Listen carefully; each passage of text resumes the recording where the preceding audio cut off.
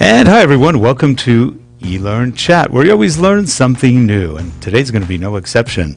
Joining me is the one and only Lesley Price, our Queen of e-learning in England, and also our, actually really the Emma Peel of e-learning. So if you don't know who Emma Peel is, that's your homework. Go figure it out.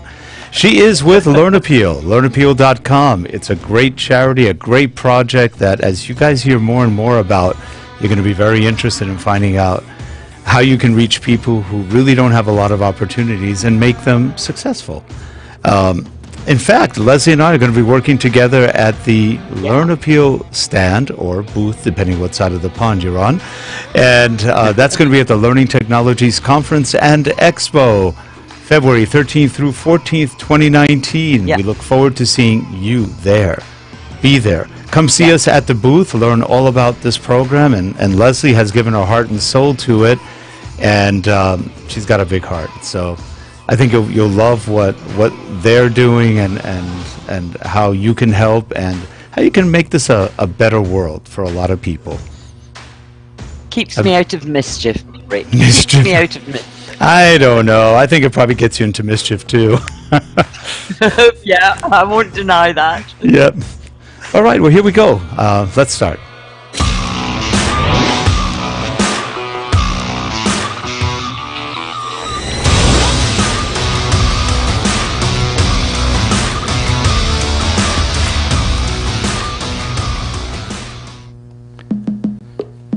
And we are here, and we've got with us today Adam Weisblatt from Nielsen. He is Director of Training and Learning at Nielsen, and he's been involved with this a long time. He's been on the show several times before. It's been a long time, and going through names, and my God, we haven't had Adam on in ages.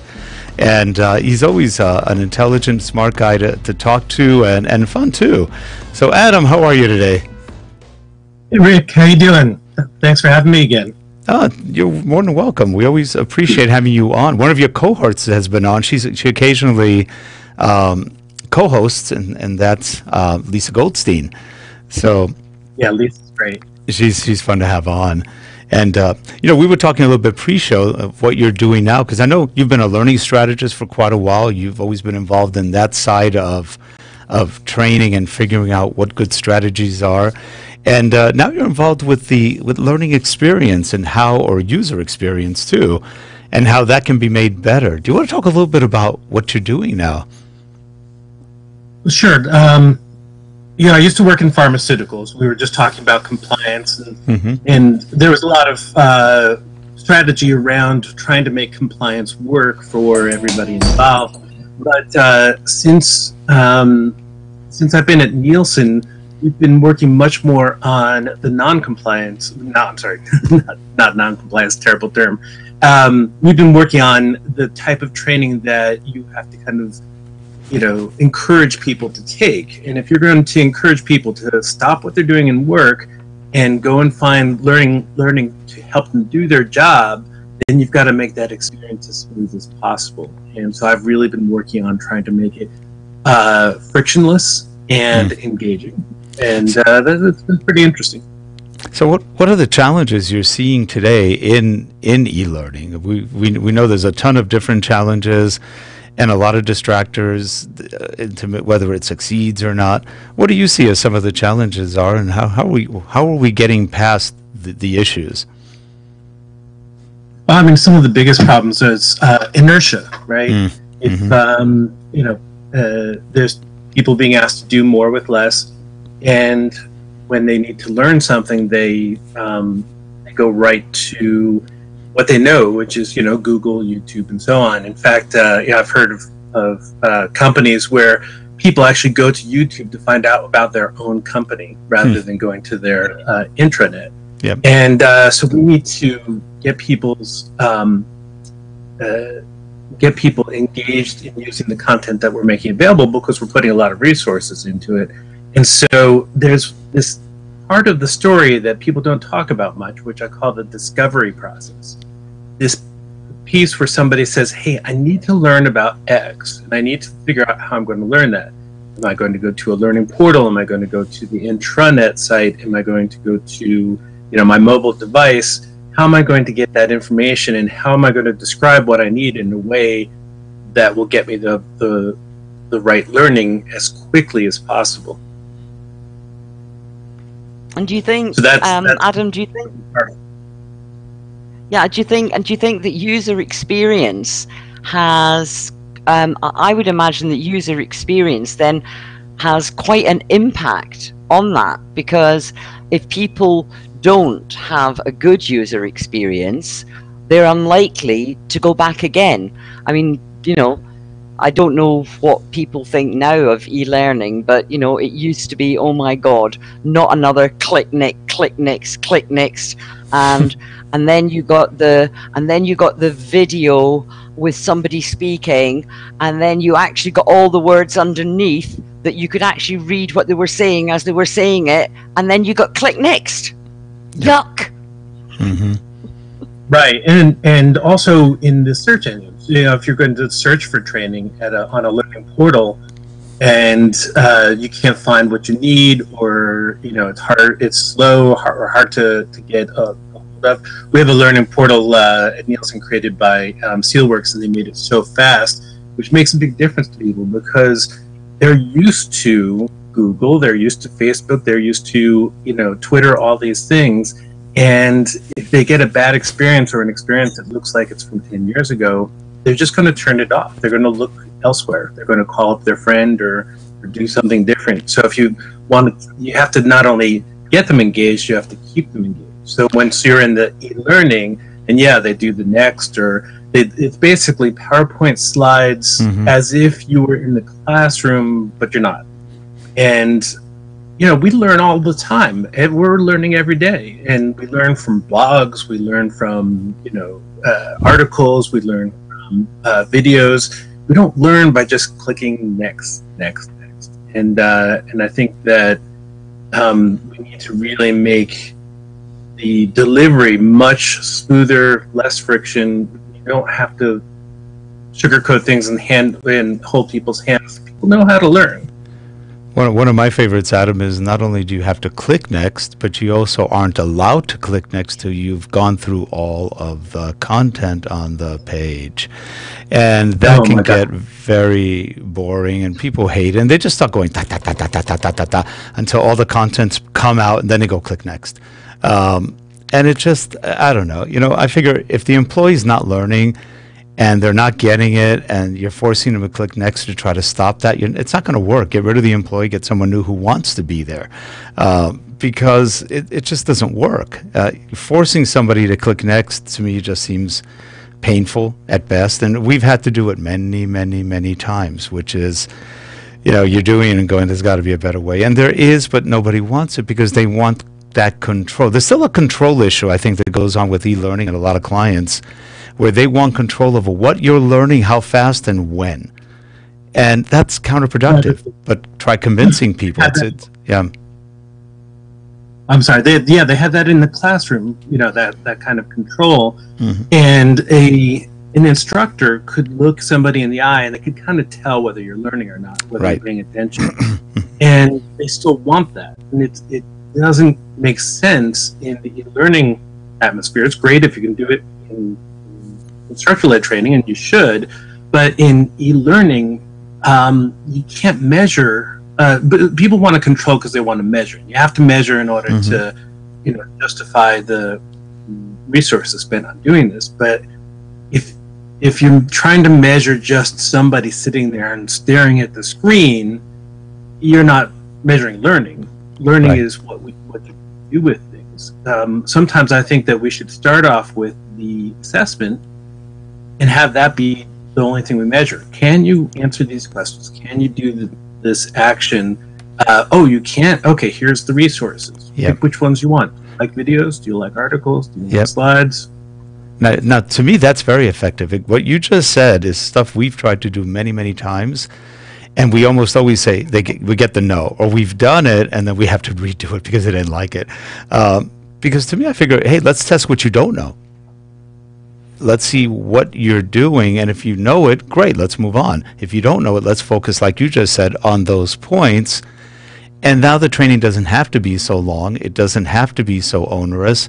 And you're not losing the really smart ones, and you're not losing the really not as smart ones. And as a result, everybody has a better learning experience like you're talking about, because it would at least quantify quickly what you know and don't know. Usually we do the assessment at the end, but rarely are people grading them. They're pretty much just saying complete, incomplete, because if you grade it, that opens up another can of worms that nobody wants to go to with legal. Wait a minute, that person failed the test and you didn't remediate. And then you have legal problems as you get sued because of whatever. So there's always a little granular issues that never seem to go away. They're bothersome. And companies, I think, run on the fearful side rather than the let's just get it done side. What do you think? Yeah, I mean, you have to measure that people access the content. You can't measure what you can't get inside their brains. And measuring that they access the content, measuring that they launch the video, I think that's totally fine. Yeah. What I think is another big problem in the industry is there's a disconnect between how people try to consume learning and how learning is created. Learning is created when somebody says, oh, we've got this big initiative, we're going to make this big change in how we do things at this company.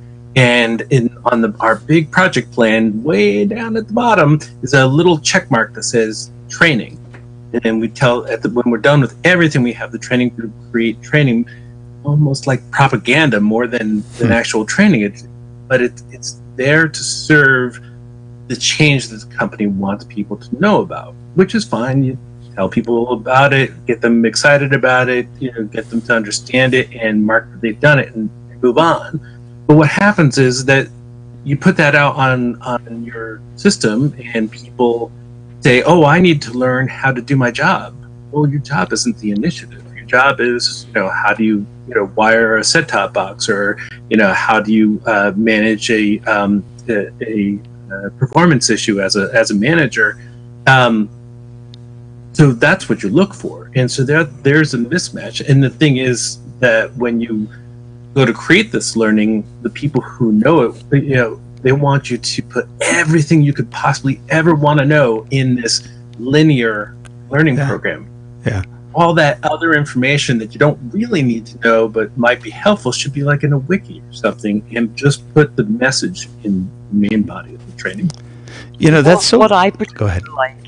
Sorry, yeah. What I particularly like, even in sort of compliance training, I'm a great believer in allowing people to learn from mistakes. Mm-hmm. So it's what happens, what are the consequences if you actually don't get it right? And then maybe people have got a reason to learn, because they can see what happens if a mistake happens, and you think, oh my goodness, I shouldn't have done that, and I didn't realize that would happen. In Scotland, we've got an old saying that they don't say if a child does something wrong, they don't say, oh, that'll teach you. What they say in Scotland is, that'll learn you.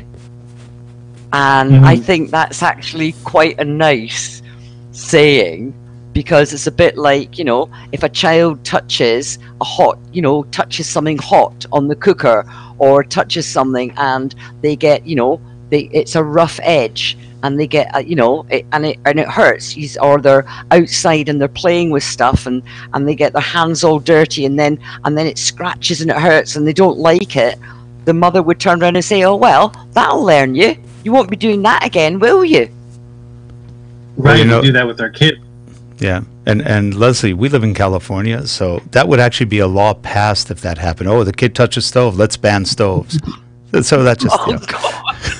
It's another planet where we are. So, but anyway, I think learning from mistakes, and so doing branching scenarios. I'm not saying it's the answer to everything, because sometimes a checklist is sufficient. Yeah. But I actually quite like the simulations, the virtual environments, the branching scenarios. I think we can learn a lot from going through a process and learning not only what we should do, but what we shouldn't do and why. Right, and you want to do it in a safe way. That's where you start getting into things like virtual reality to give people a safe place to mess up, to fail. So how do you think user experience comes into that? Well, the thing is that we're so used to clicking next, or clicking through a slide deck, or an article or whatever, when we're not engaged. If you want people to go through a scenario where they make mistakes, you have to get them to be engaged enough to want to try to make the mistake. And to get people engaged, you kind of have to immerse them. And, I think that good content immerses people. That's the key thing. But if we can create an experience, something that has a story maybe to it, something that maybe is visually rich, like a virtual reality or augmented reality scenario, so that you can kind of walk through these scenes and kind of become a part of the story. So how do you do that in compliance? Oh, not with compliance, no. Yeah. Compliance should be fast. I was saying before the show that compliance training should start with an apology. Sorry, but if you don't sign off that that you're not supposed to do this stupid thing, you won't be able to keep your job. So we're going to show you how not to do this stupid thing. I love that. Just bear with us about your work. Yeah, that would be so great, actually, because you're right. And most people get into compliance, and frankly, afterwards, they can usually apply for PTSD, which is, again, costs the company a lot of money. So you have to be careful with things like that. But we have done compliance courses that were literally 2 to 3 hours long, and we're telling them 5-10 minute sections. No sections, all one big course. And literally, that's not uncommon. An hour straight.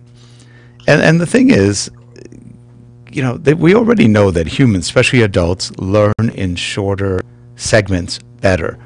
5, 10, 15 minutes is probably about the max that you can keep an adult attention on something they're not all that interested in. And yet we keep half hour, 45 minutes, an hour, 2 hours is not uncommon. And like you said earlier, they throw the kitchen sink at a course, and there's no retention afterwards. They've gone into a mental coma, PTSD, whatever you can call it afterwards, and they haven't learned anything. They maybe pass the assessment, maybe they don't, and if they don't, guess what? They have to do it all over again. It is torture. It's almost like it is Marquis de Sade torture, as we were talking earlier. And unfortunately, that seems to be pretty common. There's less of the enlightened way of teaching compliance and more of the you will learn this. But it's not learning. You will go through it. Doesn't matter if you learned or not. You just have to go through it so you can get checked off. That's not learning. It's not even useful for the most part. We've talked to, and we've been in companies where you have managers and other employees who have literally anywhere from 40 to 80 hours a year of compliance training. That's every year. That's a lot of time spent in compliance training. And I can't believe it makes them any better employees or even any more compliant. It just makes them kind of nervous. They have to go to this again. I won't get any work done. They work more hours. I don't know. I don't know what the solution to that problem is, because you can talk to people and try to tell them facts, try to tell them the neuropsychology of learning and blah, blah, blah, and it doesn't matter. We want it this way. All right. And since very few people really analyze the results of the learning, you're stuck with they think it works, even though they do surveys. Does it work? No, we hated it. Oh, good, they like it. No, they just said they hated it. So it's just interesting. We've seen a lot of that throughout our experiences. What do you think? I think that another big problem is that the compliance training erodes the faith that people have in the rest of learning. Hey, we're the ones who brought you that training that you absolutely hate. Would you like to take this other training that's optional? No. Yeah, no. Yeah, this training has been created to optimize your discomfort. Here we go. So you just, you destroy your goodwill. That's right. Yeah, and because, God, I've worked with so many training groups over the years, working especially trying to roll out systems to, enterprise-wide. And the great thing about working in training groups, learning groups, whatever, is that they're full of people who really want to do great stuff, who want to help people. Everyone wants to help people and believes in what they're doing. And it's such a nice, place to be. Yep. But they're also so frustrated because what they do doesn't get appreciated because it gets locked in with the compliance. I'd like the compliance to be, like Lesley said, a checklist. Most compliance is just business process. Have a business process map, and have people check off. Yep, I know I'm supposed to do that. Yep, I know I'm supposed to do that. Yep, I know I'm supposed to do that. Electronic signature, you're done. Oh, you forgot? Go back to the map. Yeah, it's interesting though, because if you look at the way, I've got a couple of elderly sort of relatives who've had dementia, and dementia is a very it's a very strange illness in that people can't remember when they've got it. They can't remember what happened 5 minutes ago or the last day or the last week. But if you ask them to remember about things that are 5, 10, 15, 20, even 30 years before, they can remember them. And that then makes me wonder if that is a natural, yes, when you get older, you get dementia, it gets worse. But I wonder if it's actually something that's natural within our brains, that we do tend to remember clearer things in the past. So if you bring in new compliance training and it's boring and it's awful and it's dreadful, do you actually then immediately go out, as soon as you finished it, you forget it, but you can remember, what you used to do? I don't know. It's just something that's been crossing my mind recently, I suppose, because I've been, chatting with folk who've got elderly relatives who've got dementia. With that idea, Lesley, what you do is you give the compliance training when they're 6, and then by the time they're 30, they'll remember it all. They'll have a great time. Except it'll change when they're 6.5. That's right. But that is the way that people's minds work. Yeah. I have a father with dementia and kids with attention issues, so I've got it from both ends, and it's, in a way, it feels like it's part of the same problem. We live in a society that is just pouring information into our heads, and we are the descendants of people who are trying to walk across the savannah looking for something to eat, and we're not wired for this. And so what we have is this filter that blocks things out, and you purposely don't remember things that you don't need. I hate when someone tries to teach me something I know I'm never going to use, because I'm like, no, I'm not going to. I've got all the Beatles songs memorized. I don't have any room for this. And people have these filters that block it out, and then I think you get to a certain age and all the filters and memory gets haywire. But I think we forget that we think that what we're training them is the most important thing in the whole world, but it isn't. There's a lot of other stuff pouring into their heads. Yeah, that's a good point, because if you look back just 50 years, we had much simpler lives. The information that we had was a 1,000th of what we have now in all categories. And it is amazing how far we've come in such a short time of knowledge. I think I read somewhere once that in this century, in the last century alone, we something like 100 times the amount of information we had from before, if not even more, 1,000 times more. And it's kind of mind-boggling how we had this jump, and all of a sudden we know more, or we at least, though I don't know, I think we know more, but our society is probably dumber than they've ever been, or more ignorant than they've ever been. So that's another issue. And I'm not sure what causes that. It could be related to foods, chemicals. Who knows? There's a lot of things that have changed.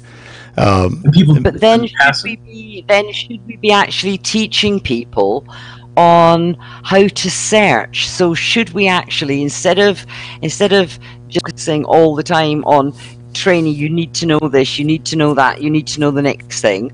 Have it all there available. Actually spend more time teaching people on how to look for information and how to recognize if information is relevant and true rather than rubbish and spam and scam and whatever else. But that's interesting, Lesley, because when you go to Google, Bing, or any of the search engines, you rarely get what you're looking for in the first, second, third, or fourth try. You've got to go pages and pages past all the garbage to even get to anything, and most people stop after page one.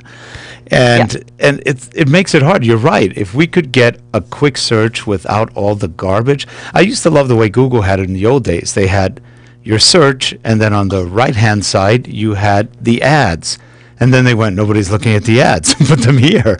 And so now our searches have just gone down the tubes, and it's hard to get an accurate search real quickly. You spend more time searching sometimes, going through garbage, than actually getting what you're looking for, which should be pretty easy. Bing used to be better. You're getting a lot of ads with Bing too now. So they've gone the way of Google over the last year or so. So it's a little tough. It's tough to get that information. I don't know. And I'm a pretty good searcher. And still, it's like, what? Okay, let's change it this way, change it. But now, we could teach people to learn to search better. We're actually going to be doing an eLearnChat on that shortly. It's got like a mini webinar we're going to do on teaching people to search, how to find things in context with what you're looking for. And then you'll find it. Yeah. And to look at it with the critical eye. Yes. I think because everyone's trying to get your attention. There's billions of sites trying to get your attention. They'll show up on your search. Is it what you need? Is it valuable? Is it verifiable? I like what Lesley said. Teach people how to learn how to find the information. When I see my kids in school memorizing state capitals, it makes me crazy. You can look it up. We've outsourced our memory to the internet. But people still need to learn what to do with the information. So why are we spending all this time teaching them the information that they could look up anyway? Have you been to a museum recently, Adam? They've done some great stuff in museums where now they have a lot of electronics. You can touch screens and they tell you about what you're looking at. They have maybe 5 or 10 buttons, some of them, so you get different bits of information, as much or as little as you want. I find it fascinating because all of a sudden a museum is interesting because you're not just looking at something kind of trying to figure out what do those 2,000 words say? And it's dark. I can't read them well. It's interesting how they're using multimedia to make it much, much more interesting. And I've watched kids, they're on school trips and they're just thrilled with that. You could tell they're getting into it. It's more interactive for them. So as a result, they come out and you can hear them talking about what they learned. It's pretty fascinating just seeing that in action. And I think that's a perfect example of teaching something that they're kind of self-teaching almost. Depends on how much they want or how little, they can move on to the next display or learn more about what they're seeing. Yeah, I'm a geek wannabe. I still love QR codes because QR codes take what's on the internet and puts it into your real life. So, I love the museums when they have a QR code and you bring up a screen that gives you extra information more than what you're seeing there. People always talk about, let's use it for, onboarding for a tour of a site, a company site. Yep. But what about, what if each person at their desk had a QR code and part of your job was to go and look at their QR code and it would say, ask this person about this topic. They're really, very, very interesting. And it would get you connected to people and learning more from people, but augmented by, the information available through the QR code. That's great. I never thought of that. That's an absolutely wonderful idea. What a great way to get people to meet other people within the environment and learn from them. Yeah, it's funny because I'm a technologist and people are like, "Oh, you just care about the technology." No, I care about the people. I just want to have more access, and if it's access to each other, that's great. Let's do it. That's true. Well, we are just about... I think awful lot too is it's not just what you know, it's who you know. So in a company, in an organization, maybe one of the first things you actually have to learn is, who do you go to? If you want to know something, who is the right person to talk to? I know certainly when I was working in a large organization, I never ever sent emails to the IT department. I always went down and talked to them, because wait a minute, that sounds like the British comedy, The IT Group. Somebody's always going down to visit them. Yeah, but it works. It works. It's the same as people on reception. It's the same as the people in the post room. Yep. You know, you'd be surprised the information that the people can tell you. That's very true. Well, guess what? We are running out of time. Our music is telling us it's time to go. Adam, we'd love to have you back on again. I think we're just touching the surface of some of this, and we haven't really touched some of the stuff you've been doing research on and all the things you've experienced. So I'd love to have you back on soon and continue it. And we're also coming up with a new series that's going to be part of eLearnChat, but we're going to be calling it eLearnChat Management Consulting Tips. And we'd love to invite you. You'll get an invite letter from us soon to contribute some consulting tips that you think would be good, or management tips, really, for companies. Excuse me. I think you'd have some great tips to introduce people to, and it'll be fun. You basically just record your own clip, and we'll just put it on as part of the show, and hopefully get you views and get you people interested in what you're doing. I think it'll be a good experience. So thanks for coming on again. Yeah, thanks for having me. I'd love to talk to you guys. Yeah. Okay, see you again soon, Adam. We'll no doubt catch up on Twitter. Right. Adam, take care. Thank you much. And Lesley, till next week. Have a good one, everyone. Okay. Subscribe to the show. Leave us feedback, whatever it takes. Thanks. Bye-bye. Bye-bye.